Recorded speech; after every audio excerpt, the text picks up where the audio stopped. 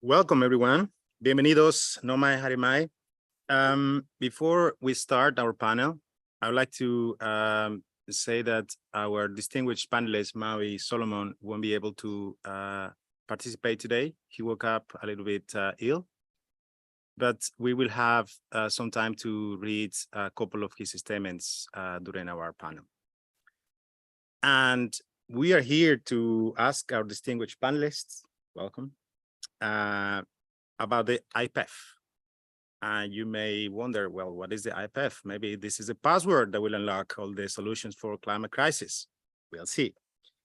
The IPEF is actually a Indo-Pacific economic framework.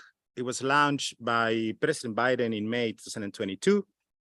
And as of now, it has 13 other participating countries: Australia, Brunei, Fiji, India, Indonesia, Japan, South Korea, Malaysia, New Zealand, the Philippines, Singapore, Thailand, and Vietnam. Now, the IPEF has 4 pillars. Number 1 being trade, conducted by the US Trade Representative, and covers, among other things, agriculture, biotech, digital, labor, environment, services, domestic regulation, a so-called good regulatory practice clause, and inclusivity clauses. The rest, which are driven by the US Department of Commerce, are supply chains resilience, clean economy, also known as climate change pillar, fair economy, also known as the tax and corruption pillar. And IPEF's goal is to be concluded in 2 months, by November 2023, by the APEC. Up to now, only pillar 2, and that is the supply chain resilience, is being concluded. And the 5th round of the negotiations are happening this week in Bangkok. As you may imagine, there is a huge pressure on the APEC to conclude this because the deadline is about to come. Important to say about the IPEF. Negotiations have taken place in secret, behind doors. This is not unusual. Personally, as your moderator, I have to say that if we are really serious about climate change solutions, negotiations cannot happen anymore as they happen so far in secret behind doors. But our distinguished panelists may have something to say about that. That being said, what our panelists of experts can say right now is unavoidably speculative. The scrub text of pillar 2 was just released this week. So over that, perhaps we can talk. And the rest is, again, from what our panelists can understand. And it's important to say because all of them come from IPEF participating countries and have very informed insights on different aspects that the IPEF is covering.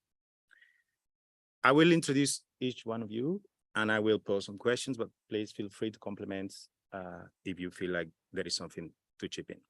Now, to my left, Jane Kesley, Professor Kesley. It's an honor to have you here. I follow your work and I'm particularly fond of that. Jane is a retired law professor from the University of Auckland in Aotearoa, New Zealand, and is a critical thinker, critical analyst who closely follows the WTO and the MIGA regional agreements, including, of course, the IPEF. Now, Jane, welcome again. Tell us a bit more about the IPEF. What is really new and what is not new? And the most important question, I guess, is whether it can or should provide a new model for the WTO on sustainability and climate.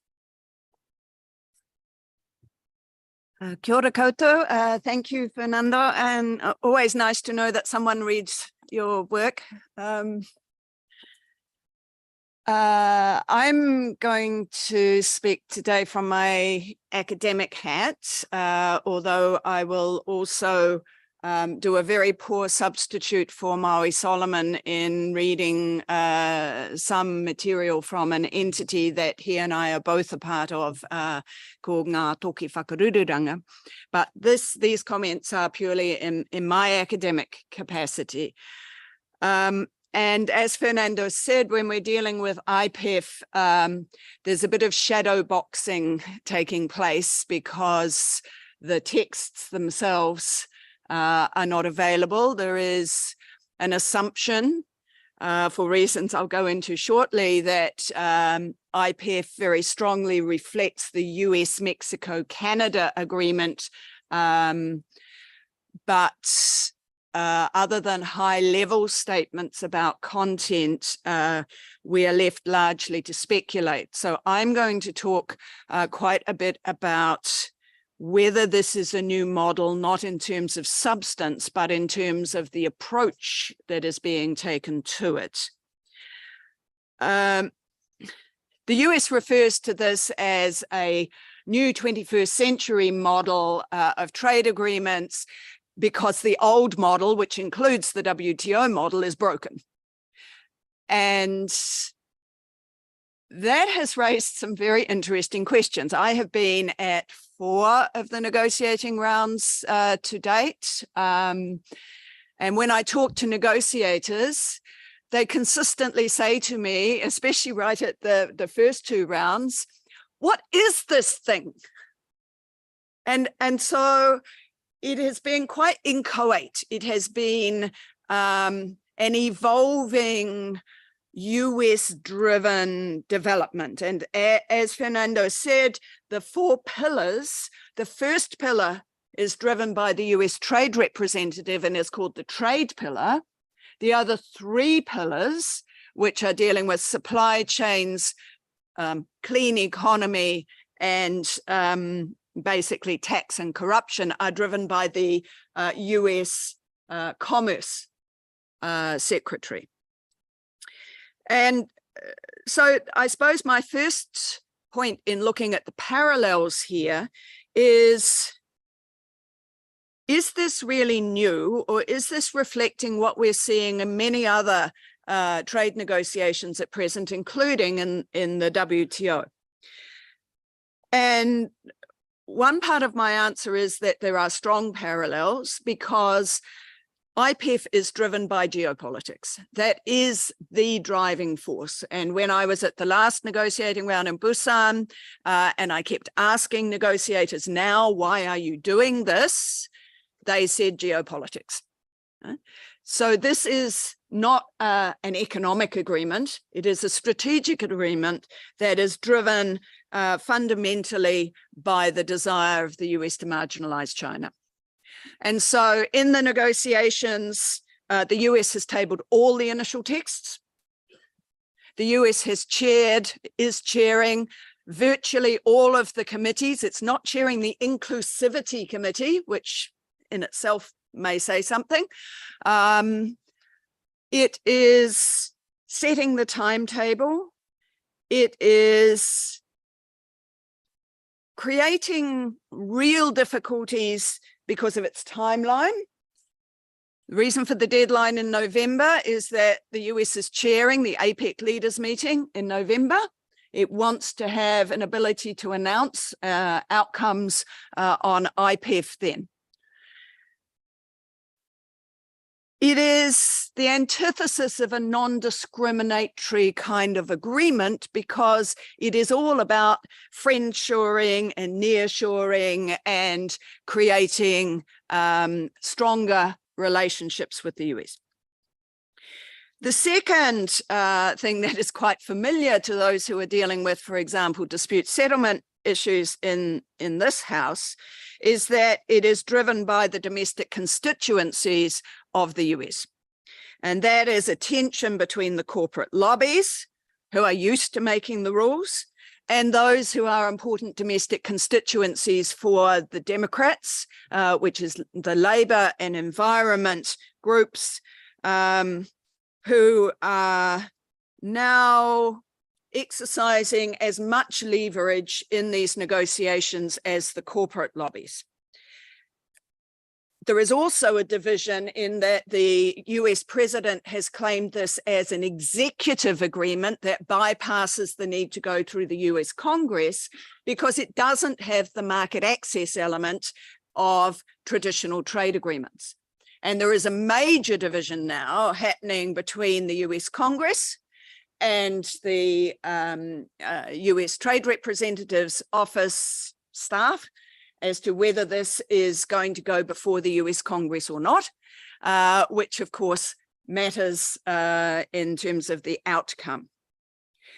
The third issue is that, similar to what we're seeing now in many trade agreements, including much of the discussion here on JSIs, the focus is not on market access, it's on regulatory disciplines.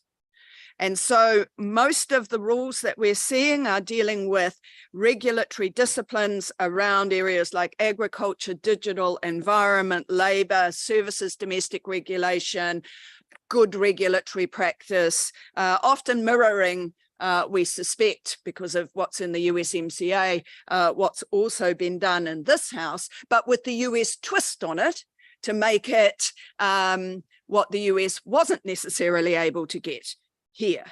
A fourth element that we're seeing parallels to some of the US positions here is on development. Developing countries are trying to work out what is in this for them, because there is no market access and there are potentially onerous and intrusive regulatory disciplines on them. So far as we can tell, there is no real special and differential treatment, and Professor Das will talk about that in terms of supply chain. There is a lot of talk about inclusivity, but another parallel we're seeing, including in the JSI's context, having some of us fought for a very long time to get openness in the WTO negotiations and texts released and so on, the IPEF texts are secret, the negotiations are secret. There is, we know, a secrecy pact amongst the participating countries who could only get access to the US texts if they agreed to it, which is that the documents would remain secret for 5 years after the agreement comes into force. So the accountability is zero, but also the ability to have informed impacts on that by various affected communities is very limited. Nil, except for the corporates who manage to get in there, which raises questions about the inclusivity of this process, because we hear a lot about inclusivity, but inclusivity after the fact of the negotiations having been concluded and then working out on what terms inclusivity might apply. The dispute settlement process, we have no idea what that might involve. Professor Das will talk about the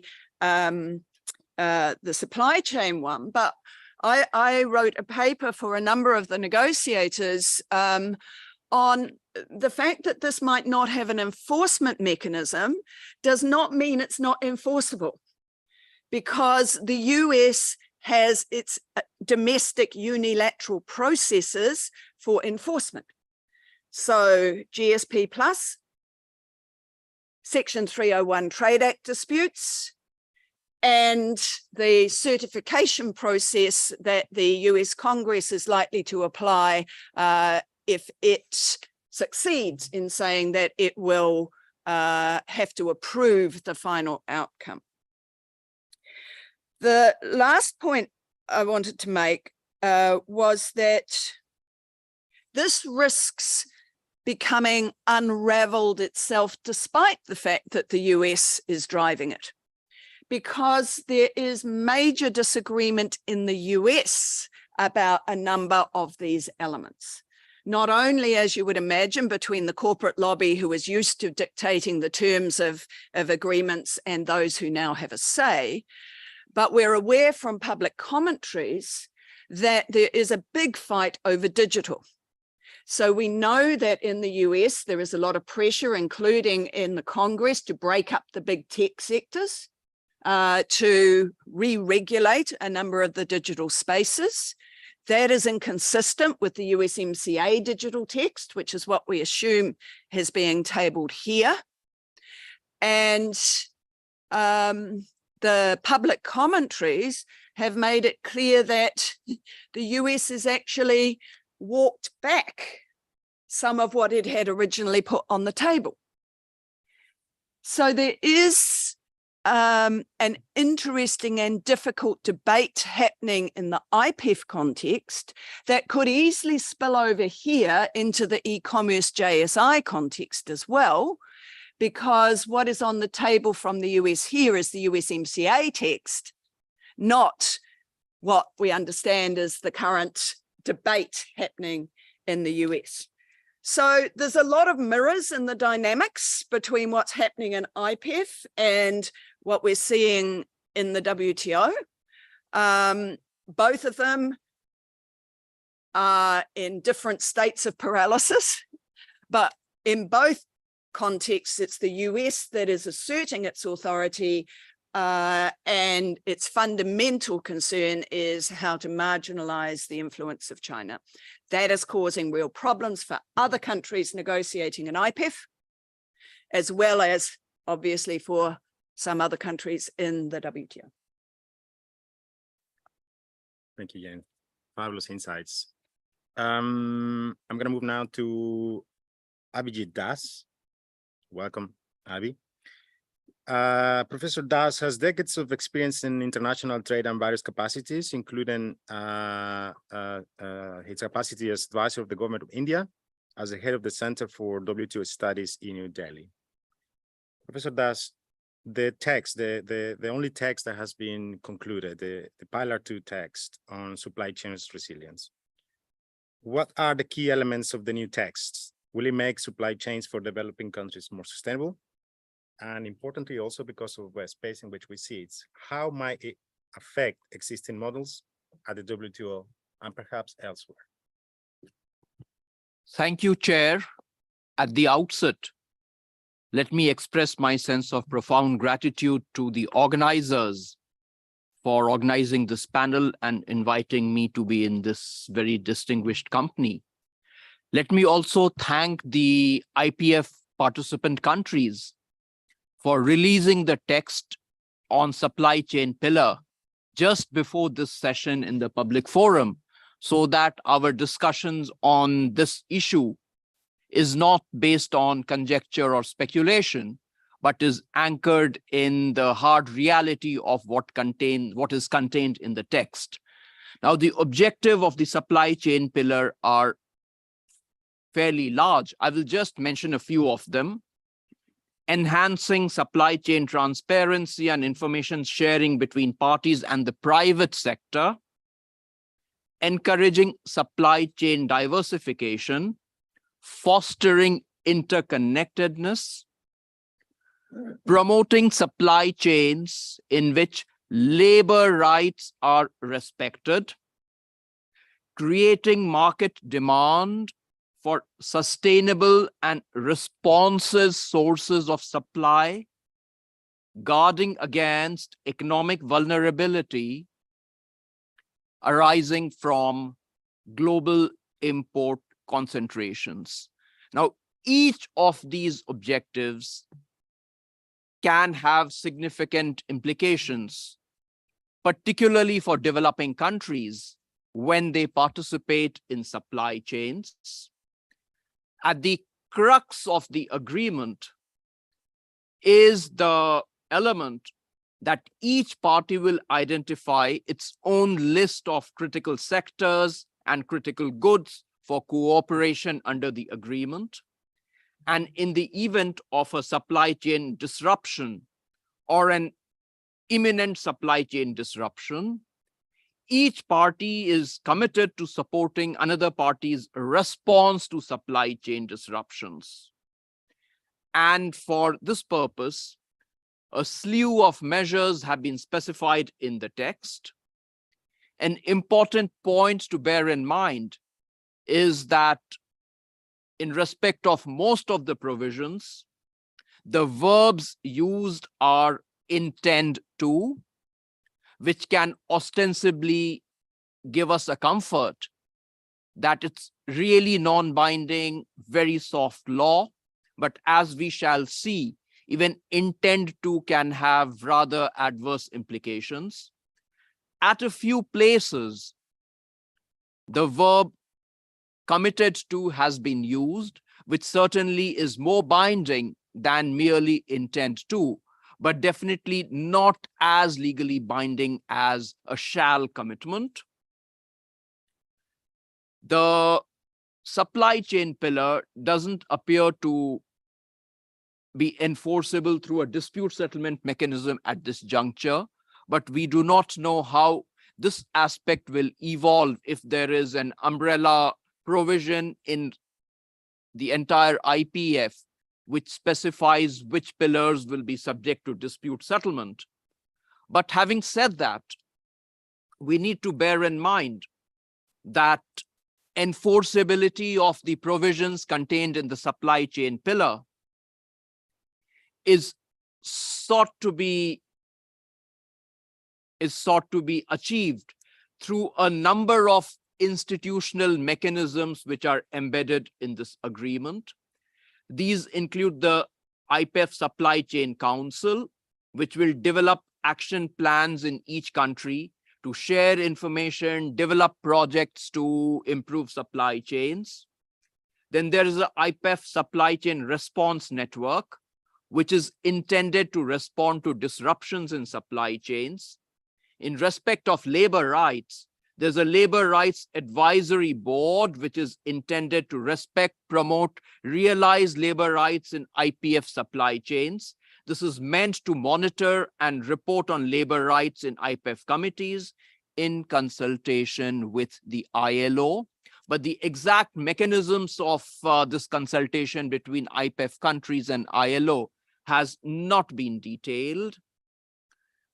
The Labor Rights Advisory Board will identify on an ongoing basis any labor right concerns that it considers to pose a significant risk to resilience, efficiency, sustainability, transparency, diversity, security, etc. of IPEF supply chains.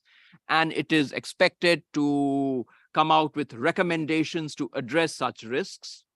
There is also, interestingly, a Labor Rights Advisory Board subcommittee, which is meant to address what are called facility-specific labor rights inconsistencies. This subcommittee is meant to develop guidelines for a reporting mechanism about violations of labor rights in specific enterprises. The text also mandates establishing teams to develop action plans for providing recommendations to increase the resilience and competitiveness of critical sectors or key goods. The final provision of the agreement allows parties to withdraw from the agreement by providing a written notification, which will take effect 6 months after the date of receipt. Now, as expected, as with any other legal instrument, there is a provision for ratification and coming into force. Now, let me just flag a few points of concern, particularly from the perspective of developing countries. In Article 3.1, there is an explicit commitment that each party is committed to. It doesn't say intends to. It says each party is committed to doing what? Minimizing unnecessary restrictions or impediments, creating barriers to trade affecting resilience, efficiency, productivity, sustainability, etc. of IPEF supply chains. In addition, in Article 12.3, each party is committed to supporting another party's response to a supply chain disruptions. What are the implications of these two provisions? The first implication, of course, is, as I mentioned earlier, it's a commitment which is more binding than intent to commitment.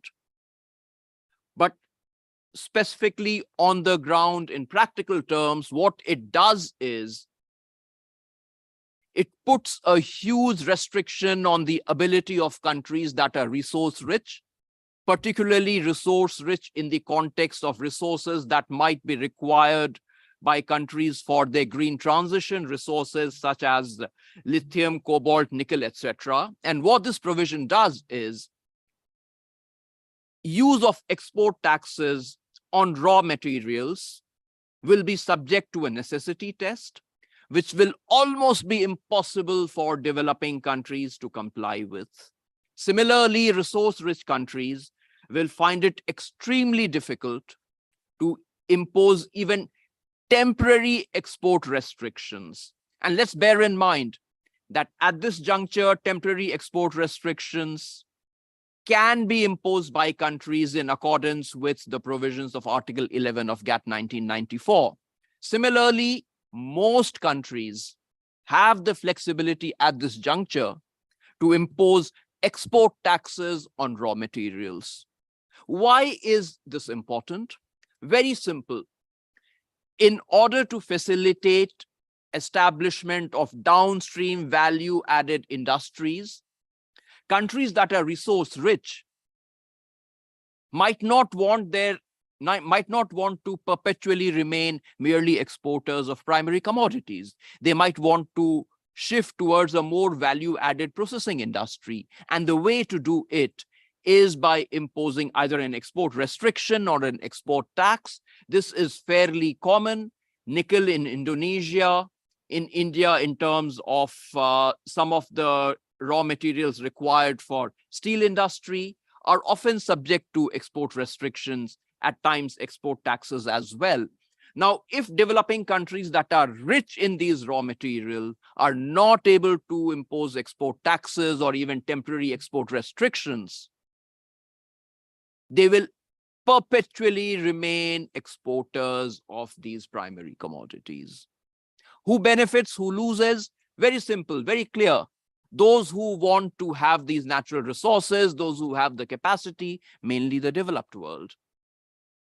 They are the clear winners. Developing countries certainly will be a loser, no doubt about it. Then let me also mention that there's an Article 5.5 which says that parties intend that efforts to improve supply chain resilience shall be undertaken in a manner consistent with labor rights. Now, this creates an opening, this provides a window for restricting trade with countries that might ostensibly not be undertaking their production or trading activities in accordance with labor rights. Now, implication is very clear over here. This can be used as a policy instrument to allow imports and exports only from a few friendly countries, those supposedly who respect labor rights. Now, there could be a presumption that this provision is targeted explicitly towards China by preventing countries from exporting their critical raw material to China or for importing parts and components from China. That could very well be the case, but at the same time, other countries should not have a false sense of comfort that they will not be excluded, they will not remain unaffected. And in this context, a very important illustration is the pharmaceutical sector, where there is a White House report of 2021, which says very explicitly, and I'm going to quote from here, this White House report has identified over-dependence on foreign entities who may prioritize national interests above trade in an emergency as a critical source of US vulnerability. And this report recommends using products with ingredients manufactured in countries such as India and China, which have the lowest labor costs and supposedly the least robust environmental frameworks. So the intention is absolutely clear. Pick and choose countries with which you want to trade, ostensibly for environmental purposes, ostensibly for labor requirements. Whose vulnerability will it enhance? Whose resilience will it enhance? It's obvious. My overall conclusion is that the supply chain pillar is likely to enhance the resilience of the United States and a few other developed countries, but would definitely deepen the vulnerabilities for most countries, particularly developing countries. And some of these provisions that are there in respect of commit to are also being discussed at different forums in FTAs at the WTO.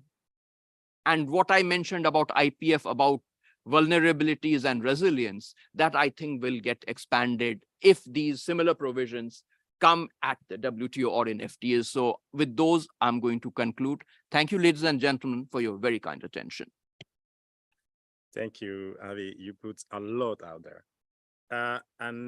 Just for the audience, this is only the text that is known. And on that point, I know that India is part of the all of the pilots except for pilot 1, which is the trade. It doesn't make any difference. In a few words. Okay. Answer, it might or it might not. Let me explain, for the very simple reason that some of the topics are spread across the pillars. So even if India is not in pillar 1, it might still have to comply with obligations which are in pillar 1, but which are also subsumed in some of the other pillars.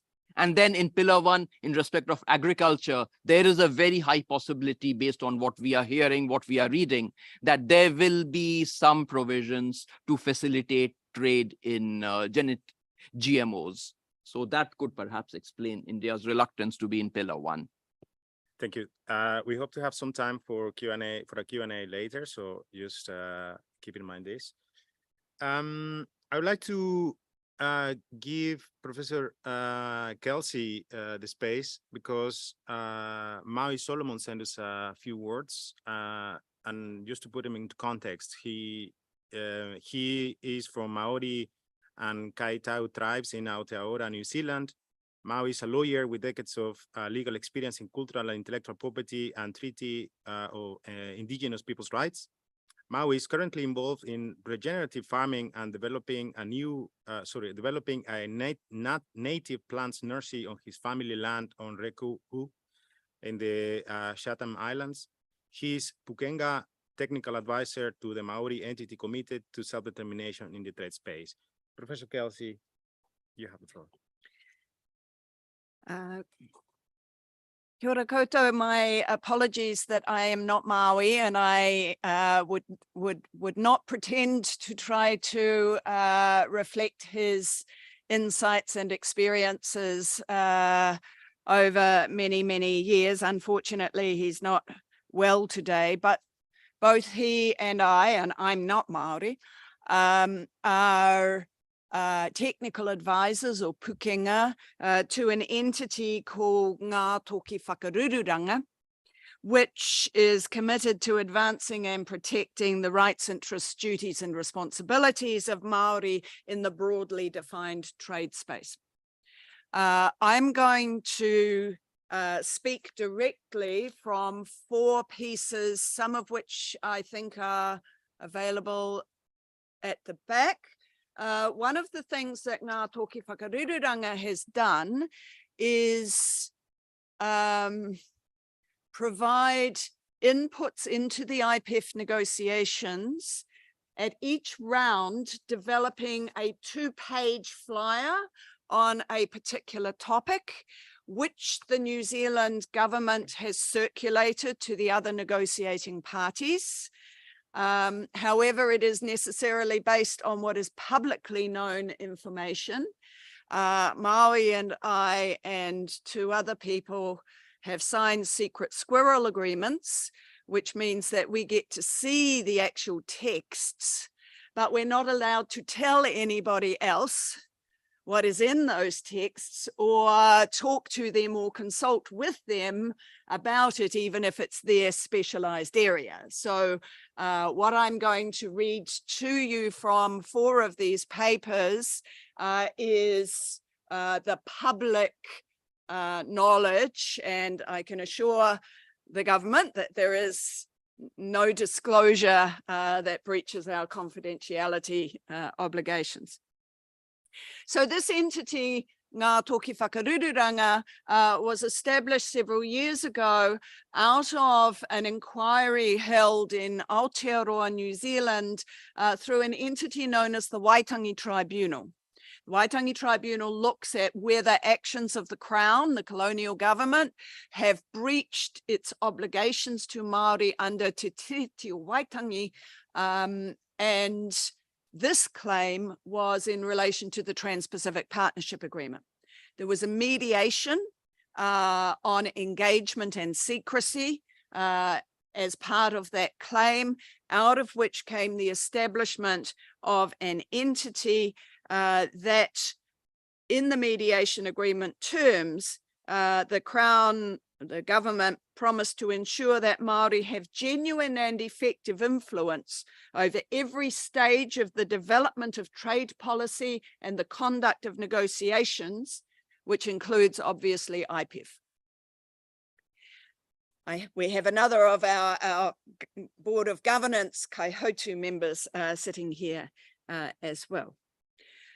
So the underlying principles that are brought to this process, or what's called the kaupapa, to which Ngā Toki Whakarururanga is accountable, derives from Te Tiriti o Waitangi that was signed in 1840, which in turn is based on He Whakaputanga o Te Rangatiratanga o Nutirini, or the Declaration of Independence from 1835.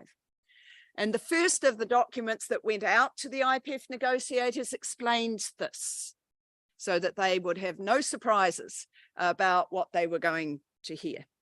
And it said, these sacred instruments guarantee Māori will continue to exercise self-determination and self-governance, rangatiratanga, over Māori people, resources and way of life, while the English settler government exercises delegated authority over its own.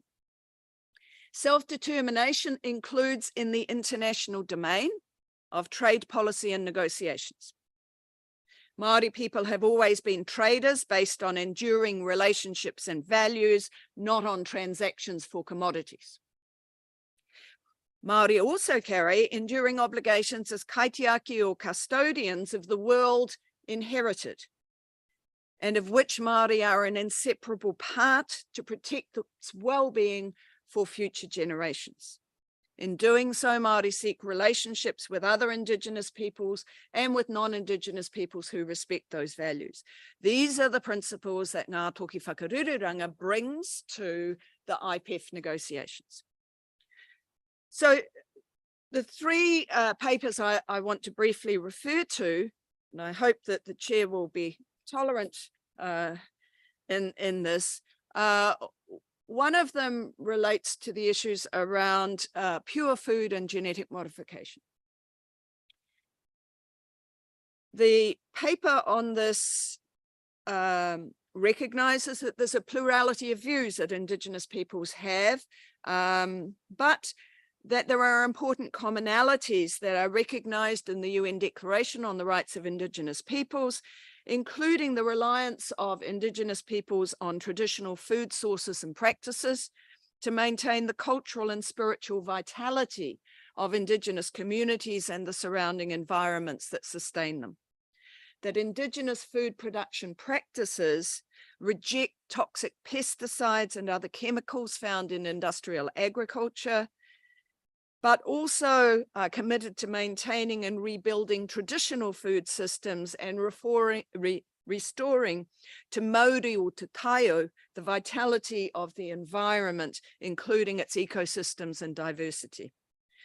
And in Aotearoa, there are Māori food and beverage producers, including represented on the governance body of Ngā Toki Whakarururanga, who have developed Indigenous standards and certification systems for traditional food production based on traditional values and processes, which makes it absolutely critical to keep GMOs out of Aotearoa.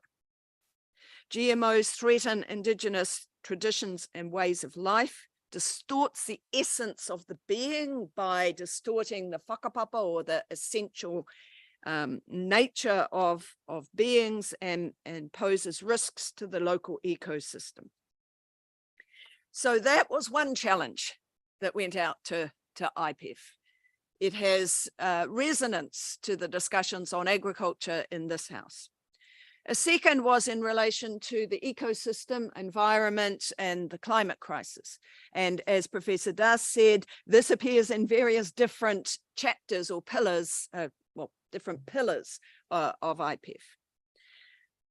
The essential message from Māori in this context, which was to the Korean round in July, that Indigenous approaches to trade embody deeply interconnected relationships sourced in the creation story that is broadly shared by Māori and other Indigenous peoples in the territories of IPEF parties.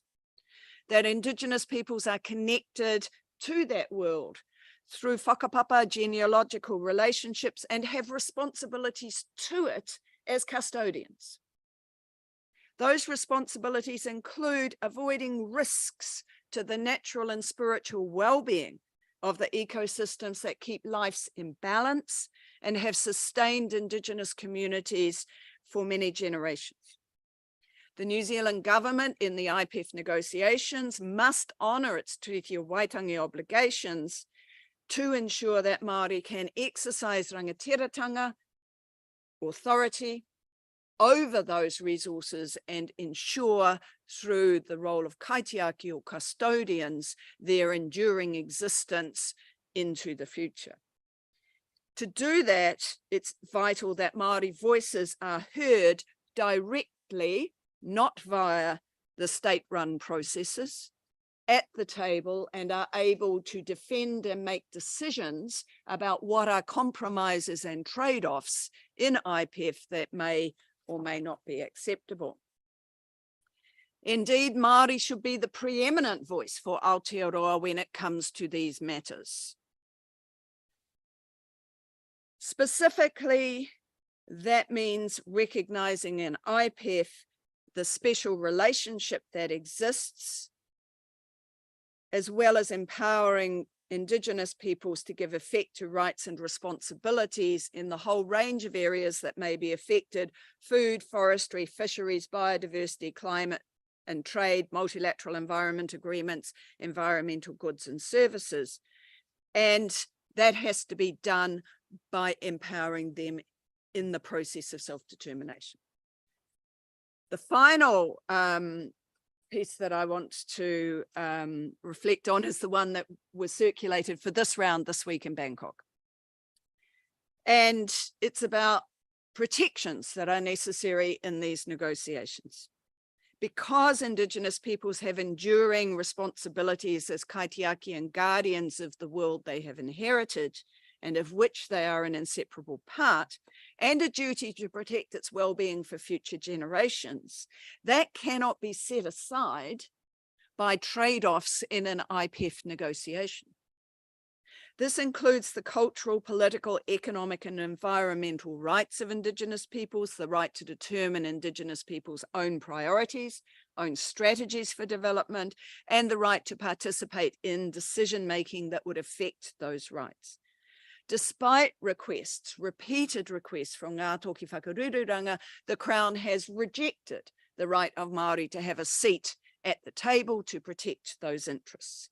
Nor is there any guarantee that Māori rights, responsibilities, duties, and interests will be effectively protected in IPEF.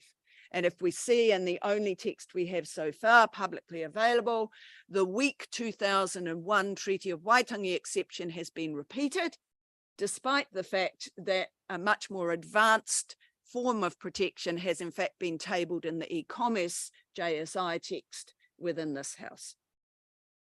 So if there's not a direct avenue for Māori to protect their rights at the IPEF table, then at the very least there has to be an effective carve out for policy space to ensure that whatever is in IPEF does not adversely affect both Indigenous Māori rights under Te Tiriti o Waitangi, but also Indigenous rights under the UN Declaration and under whatever other treaties and instruments, national and international, that they have.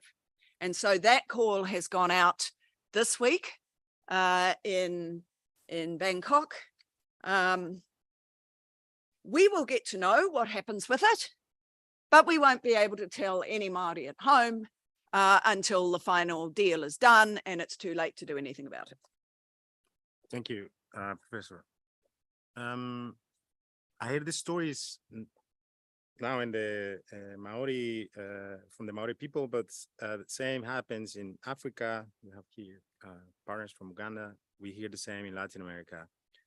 In my personal opinion, climate solutions cannot be achieved without the inclusion and the self-determination of the peoples that are the guardians, so the biodiversity, which is actually by scientists already highlighted as one of the things that we need to protect if we are serious about climate. Now, on the climate, I would like to introduce Maureen Penjueli. Maureen is the coordinator of the Pacific Network on Globalization, a leading Pacific regional NGO that supports, advocates, promotes, and defends the rights of peoples of the Pacific. And she's based in Fiji, which is actually the only Pacific island country that is participating in the IPEF. Maureen, you are from the Pacific Islands, which are among the most vulnerable to climate crisis. How different is the IPEF model from existing free trade agreements for countries like the Pacific Islands? And will these differences actually help the Fiji to achieve its environment and climate goals? Good morning, Nisambul Vinaka to everyone. Thank you to my esteemed co-panelists and Fernando. I wanted to really start by perhaps picking up on Professor Kelsey's take on the parent Indo-Pacific model before really coming down to the element which is IPEF. And I think it's quite important for various reasons. Firstly, what is this thing called Indo-Pacific? What is this? It is assumed, everyone speaks of it as a given imperative.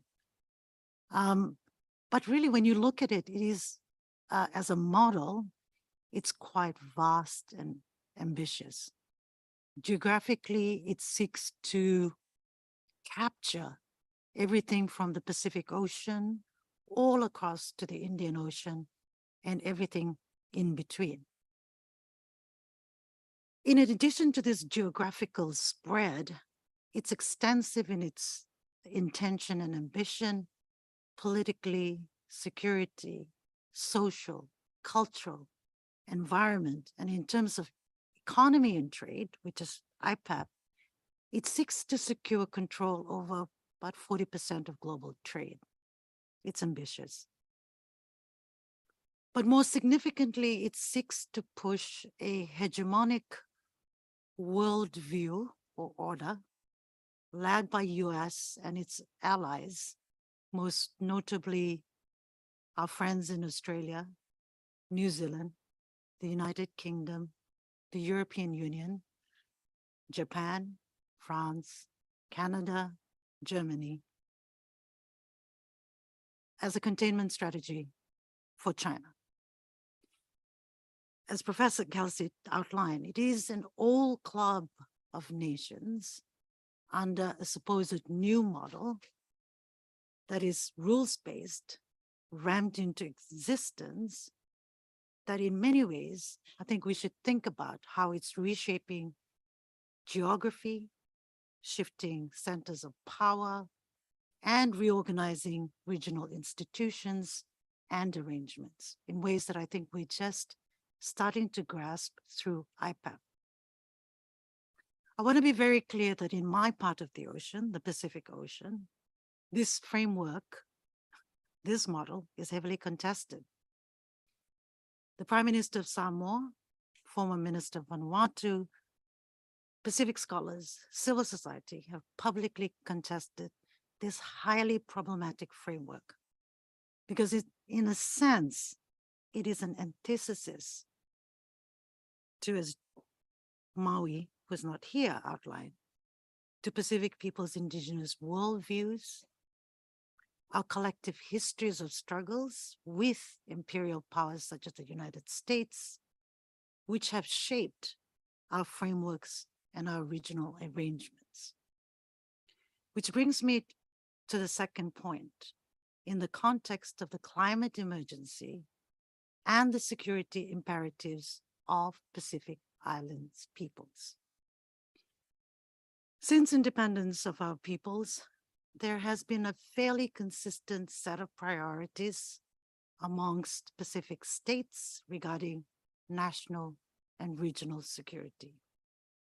These priorities tend to go beyond and sometimes run counter to traditional security concerns of external nations in the region. In fact, our leaders have consistently fought to expand the definition of security in three ways. Firstly, nuclear security.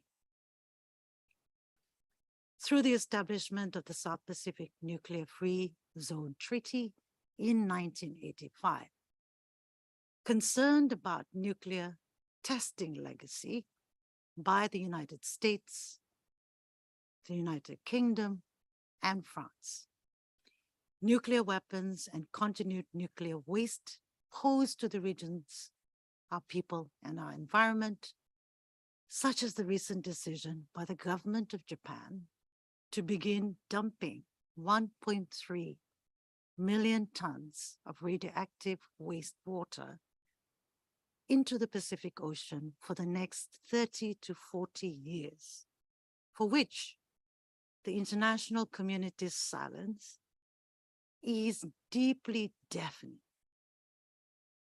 More recently, in 2018, our leaders have also declared that climate change poses the single greatest security threat for our people and centers human security within two frameworks, the Boe Plus Declaration, and more recently in the 2050 Blue Pacific Strategy.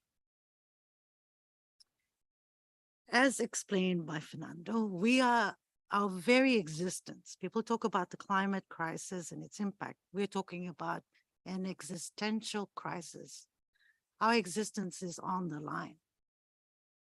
Our countries have been at the forefront of the multilateral system to seek justice, reparation for a problem not of our making, but yet we are at the forefront of them.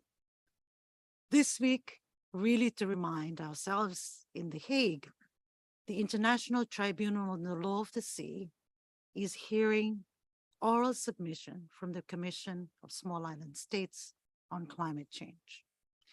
Testimonies of our leaders, if you haven't heard it, please do, from Antigua and Barbuda, Tuvalu, Vanuatu, all bear witness to a crisis not of our making. Yet seeking clarity in international law around state obligations for the protection of the marine environment, of which we are entangled and dependent on to survive. While next year, the International Court of Justice will begin to also consider state obligation in the context of climate change. Our countries do this not just because our very existence is on the line, but as the custodians of the largest ocean on behalf of the global community and for future generations. This is our security imperative. While security in the context of the Indo-Pacific model is about an expansion of the industrial military complex of the United States and its allies through several overlapping, crisscrossing security pacts, binding this entire geographical space. And the one that I do want to lament on is the AUKUS between the US, Australia, and the United Kingdom. Because the imperative around Indo-Pacific security is for the purposes of world peace. But we ask, security for who? Peace for who? These security pacts place Pacific peoples at the tip of the spear of global powers, war and warmongering. If we just take it simply and purely from the cost of AUKUS, the Australian government has committed up to 368 billion by 2055. If we just take this across to the climate crisis and the climate emergency, Australia's commitment to reduce its greenhouse gas emission, wean itself from fossil fuel addiction, free up climate financing for its neighbors, is politely putting it diabolical. Yet today, Australia ministers are seeking Pacific leaders to co-host the upcoming COP with Pacific Island countries. The contention, contradiction, and irony is not lost on our Pacific Island leaders. Which brings me to my final point on IPEF. The trade part of it. I don't think I want to belabor too much the point, except to say this one bit, is that there is this paternalistic sense of pronouncement. We will assure you your security and we will promise you your prosperity. But the basis of that is that we simply have to trust you when negotiations are being done in secret and in secret pacts. And I think when the text finally comes out, it will be very clear, ultimately, who does prosperity, who gains from that prosperity. It certainly won't be us. Thank you. Wow.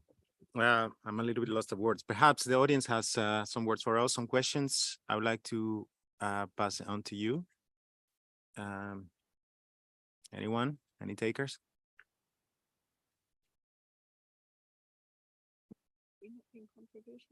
Okay. Yeah, Melanie. Thank you for that. I was wondering if you could tell us a bit more about some of the digital trade terms that may be in the IPEF, and if those are settled yet, if there's any possibility to still change what may be happening in that chapter. Thanks.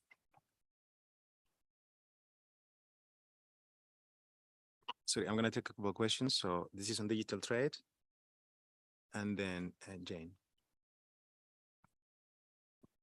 Thank you so much, Chair, and thank you so much for the presentations. I come from Africa, from the East African region, and we are grappling with free trade agreement negotiations with the European Union. And I came in here to learn what's happening with the other side. And I think there are a number of issues to learn, but there are also parallels, which are very interesting. And one of them is the issue of the export restrictions, because also in the EPA, the Economic Partnership Agreements with the EPA, with the European Union, the EU has, it's in the agreement, there are no export, export taxes. But then what I heard from Abhijit, Dr. Abhijit, is that it isn't true that we can be able to use export taxes. So why that contradiction there? Another parallel which is very interesting is the issue of the executive, that is an executive agreement. Again, drawing a parallel with East Africa, the European Union is dividing up the region, because the region, we are about 8 countries, but European Union is negotiating with 1 country. And that's the first time I heard about executive, because they went to the president. So what are the implications on, that democracy, inclusiveness, and transparency when we talk about executive agreements? Thank you very much, Jane, for the questions. Any other question from the audience? No? Sorry. Yes, good morning. My name is Mark Cowlen. I have two questions. One is in relation to what Professor Kelsey said. You said it's about geopolitics. I found that a bit surprising because, of course, it's about geopolitics, but it is also about U.S. domestic politics. I think the U.S. domestic political dimension is, the U.S. domestic political aspect is that the U.S., for domestic political reasons, doesn't want to do traditional trade agreements.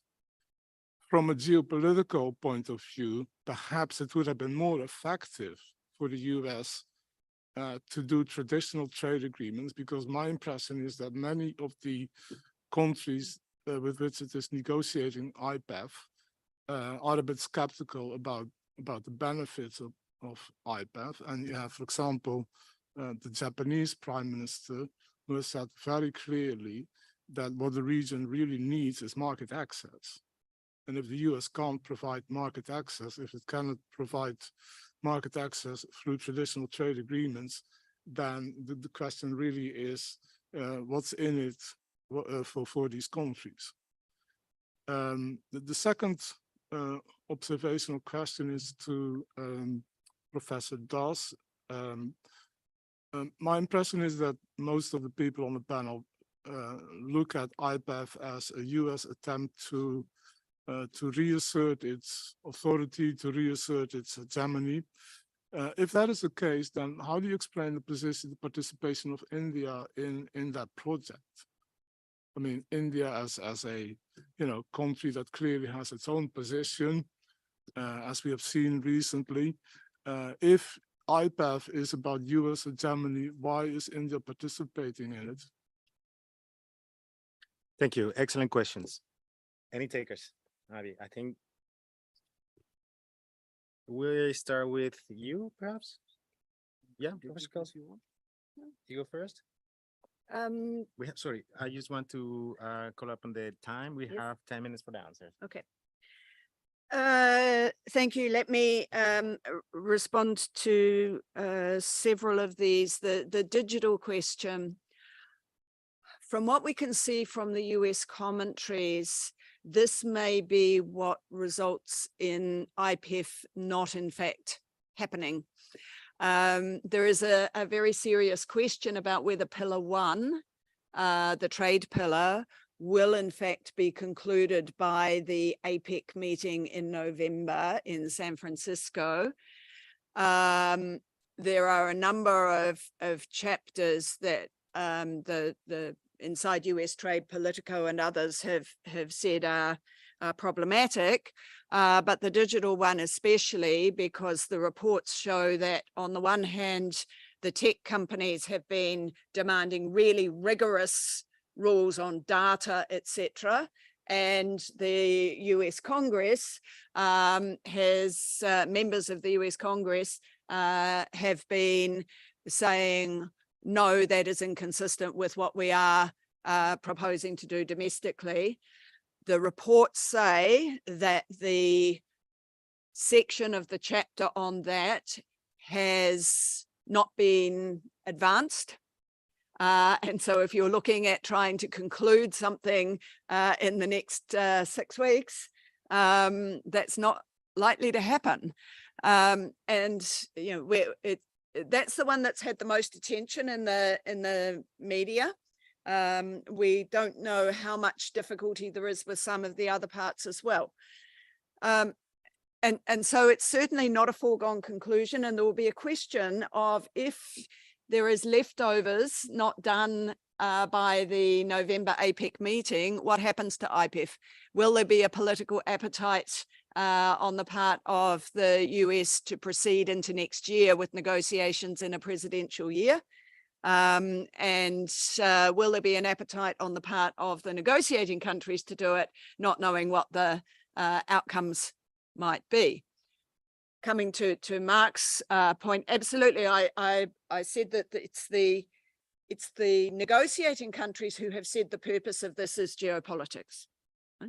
there is absolutely no doubt that the US framing of this is driven by its domestic politics.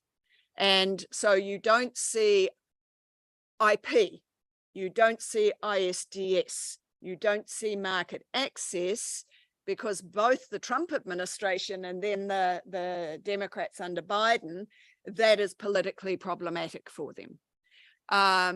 There is a kind of mixed feeling amongst negotiating countries about whether they would want to do an FTA that has market access in it. But it is without doubt their objectives are involvement of the US in the region that brings the issues that Maureen raised. And the final point I'd make is in relation to executive agreements. This is another reason why IPEF may not end up happening. I mean, the US presidents in recent times have been more and more resorting to what they call executive agreements to bypass having to go to Congress. And attempts to do that recently in the US-Japan agreement dealing with critical minerals has caused real controversy. And there has been legislation that the House introduced or that the Congress passed on the US-Taiwan agreement recently that also was described as an executive agreement, and Congress has asserted its authority in relation to it and made it very clear that that's its intention with IPEF.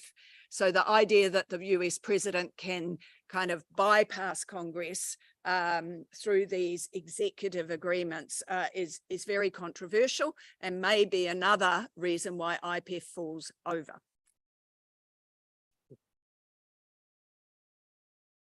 Thank you for the questions.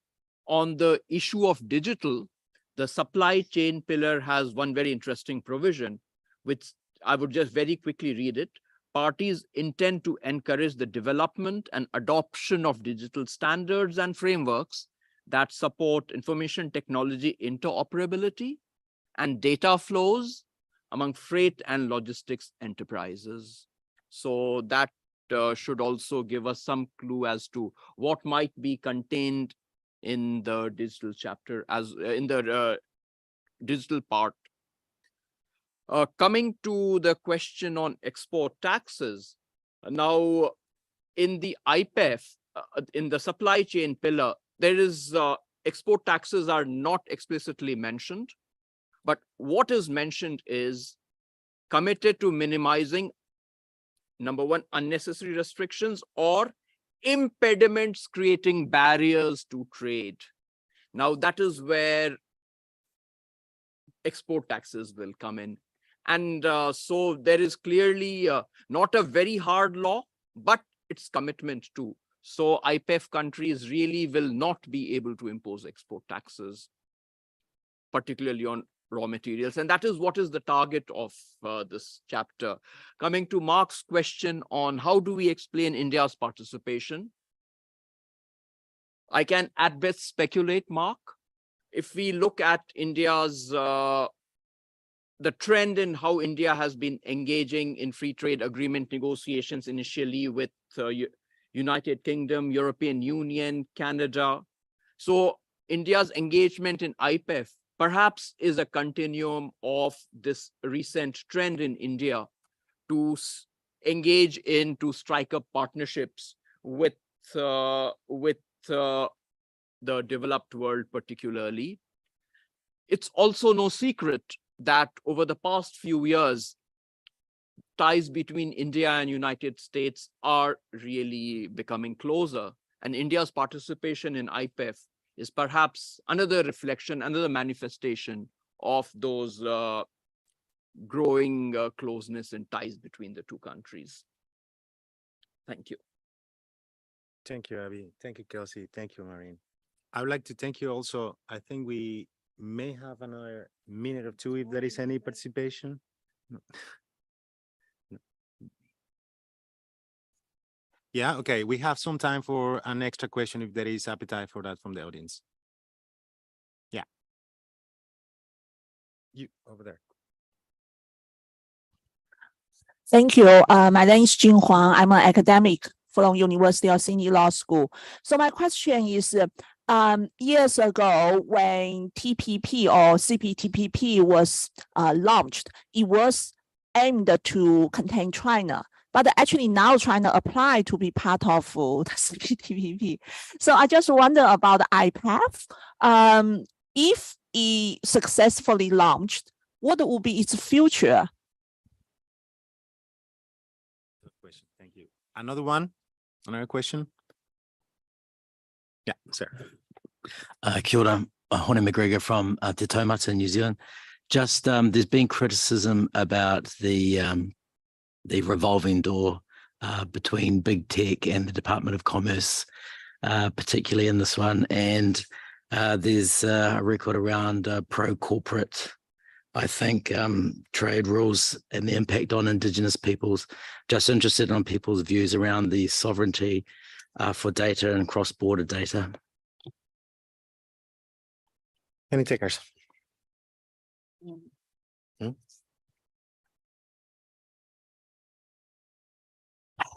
I think and the answer to your question is we are all asking that question.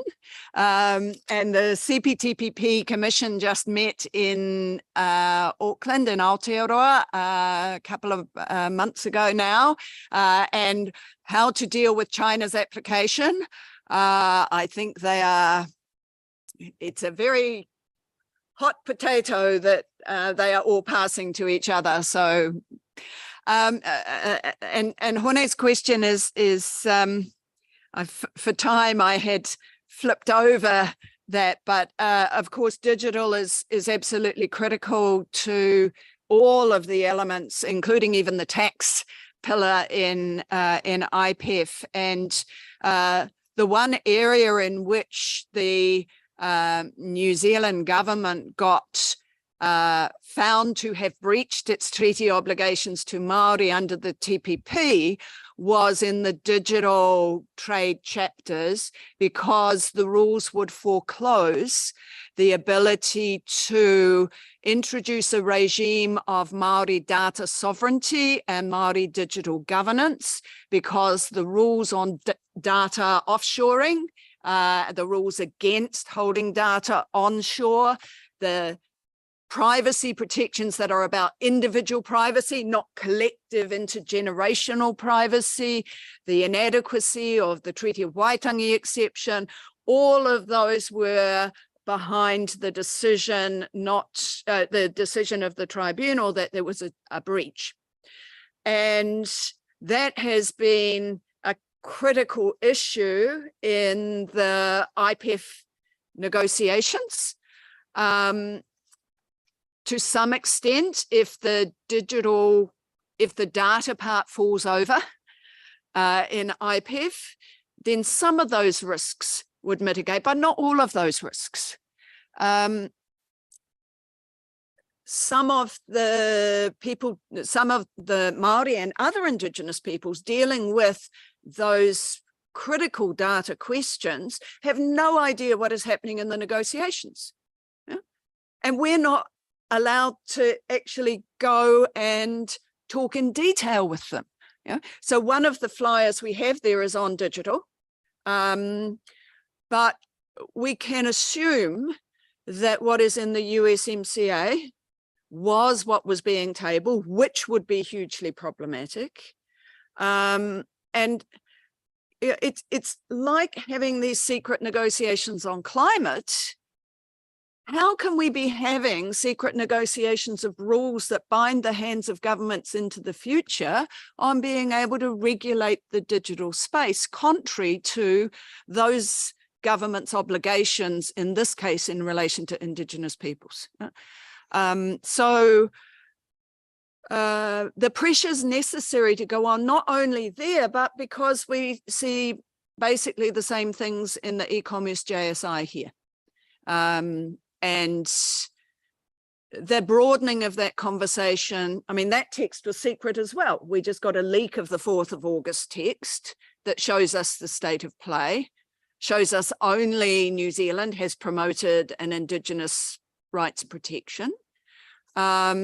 but even if you get an Indigenous rights protection, it doesn't help the rest of the developing world who'll be dealt to by that. We're running out of time. Please come find us. There are some mailing lists being circulated. We're happy to continue this conversation once this panel is over. But before that, I would like to give you 1 minute each, just to have a final saying at this panel. Perhaps just to say that I think for us in the Pacific, we have our frameworks, we have our arrangements. And the Indo-Pacific is in many ways incompatible with the frameworks and our ways of knowing and doing. And I think that's my central message. It's simply incompatible on trade, on climate, and on security.